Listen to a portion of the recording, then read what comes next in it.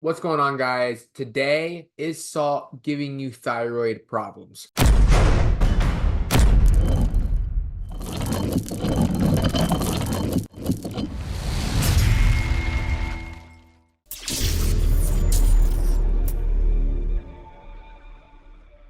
What's going on, guys? Jonathan Shane here, functional nutritional therapy practitioner specializing in metabolic health and women's hormones. Today, we have a request. I sent out a post, as I do in this community, asking what y'all want to learn about. And this was asked, and the question was, can salt impact hyperthyroid problems? Can it induce hyperthyroidism? Can it cause hyper or hypothyroid issues? This question was given to us by Miss Kim. Miss Kim asks, let's go to it. I was thinking about Indigo Neely and her thyroid issue and wondered if salt and her electrolyte drinks and her general love for real salt products could influence her hormones. In other words, could consuming a lot of salt mess with our thyroids? Thanks for considering this topic. Thanks, Kim, for the question. So the question is can salt impact your thyroid? And the answer is, drum roll, yes, it can. Let's talk about the different ways in which it can, because at the end of the day, this is a very complicated subject, and we're going to try and do our best to go through how it can and cannot.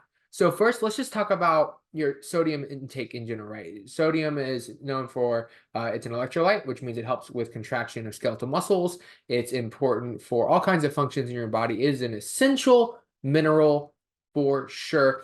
And oftentimes what we can see is too much sodium can lead to issues and too little sodium can lead to issues. Now, as it relates specifically to your thyroid, I did pull up a couple of interesting things when I was researching this, okay?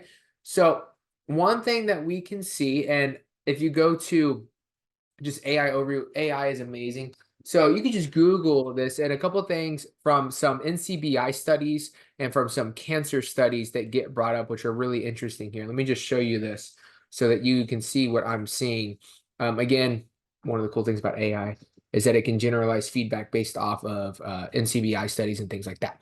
So one thing that's super important to understand is the way that iodine can impact thyroid. Okay. And so if we're eating like an iodized salt, if you're eating table salt, it can cause hyperthyroid issues if you're overusing iodized salt. Why? Because it increases iodine. It basically becomes iodine overdosing, which we've seen. Indigo Neely is an example of this. I can say that because she's talked about this publicly, is hyperthyroid from iodine supplementation. At least that's one of the running theories. So you can see hyperthyroid response. It can also trigger some Hashimoto's thyroiditis, some Graves' disease. It can worsen these things. So if you are using table salt at a high amount and you're seeing that your Graves or your Hashimoto's is flaring and you think it's like the erythritol or you think it's this or that, but you're eating a lot of table salt, it could be that. So there's that. There's like iodized table salt. Now what we need to look at, though, is the discrepancy between insulin response and sodium. For example, people will tell you that a high sodium diet is bad for chances of hypertension.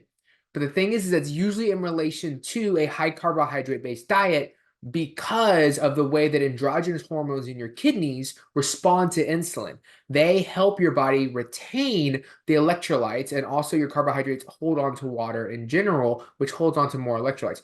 Case in point, if you have a high carbohydrate diet, you don't need as much sodium because you retain more sodium. Whereas if you're on a ketogenic low carb diet, you're going to need more electrolytes because your body is going to flush those out naturally due to the lower level or lower presence of insulin in your body. So realize that when we're looking at studies at high sodium, most of the time they're basing the results off of the control group. Actually, they're always basing the results off the test group. The test group generally is doing a higher carb, standard American, or just moderate carb whole food diet, which usually doesn't need as much sodium. So I would be interested in a ketogenic high sodium and how that impacts people with thyroid conditions. So I say that to say, like, we don't really know if on a ketogenic diet, if a high salt diet can trigger thyroid issues, but we do know that higher sodium in a normal standard American diet can factor in when it comes to thyroid dysregulation. That is something to take in consideration if you have thyroid problems.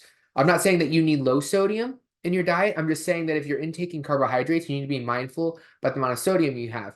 Because what I can see happen sometimes is, and I'm not kidding, there's a strong correlation here. I was doing this research after wanting to answer this question. You could easily add in some carbohydrates for, say, hormone balance or activity or whatever you're doing it for, and not change your electrolyte intake and see your Graves or Hashimoto's flare up. And you might think that that's, the carbs. It could be that your body's retaining more sodium than it needs and it's flaring those. So that can happen.